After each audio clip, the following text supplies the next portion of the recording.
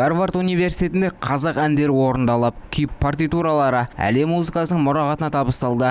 Іс-шараны Қазақстанның Нью-Йорктегі бас консулы мен скрипкашы Владимир Дьо ұйымдастырды. Америкалық музыканттар Япурай, Насқоңыр секілді халық әндерімен қатар Қуат Шілдебаев, Евгений Брусиловский, Ғазиза Жұбанованың шығармаларын орындады. Концертке Гарвард мамандары, студенттер және Бостондағы қазақ диаспорасы қатысты.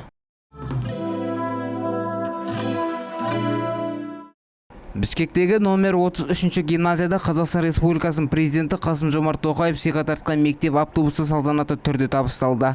Бұл сыйлық президенттің әкесі Кемел Тоқаевты еске алуға арналды. Іс-шара аясында әке туралы ой толғау кітабының қырғыз тіліндегі нұсқасы таныстырылып, қырғыз және қазақ өнерпаздары концерттік бағдарлама ұсынды.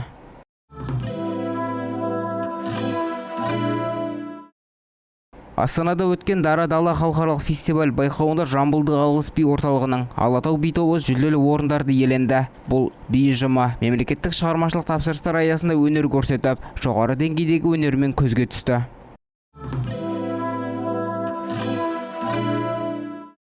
27-28 наурызда Әл-Фараби атындағы Қазақ ұлттық университетінде Марғұлан оқулары 2025 халықаралық ғылыми тәжірибелік конференциясы өтті. Археология мен тарихтан заманауи зерттеу әдістері 2024 жылғы далалық зерттеулердің қорытындылары талқыланды. Сондай-ақ Қазақстан археологиясын дамыту тұжырымдамасы мен тарихи мәдени мұраны сақтау мәселелері қарастырылды.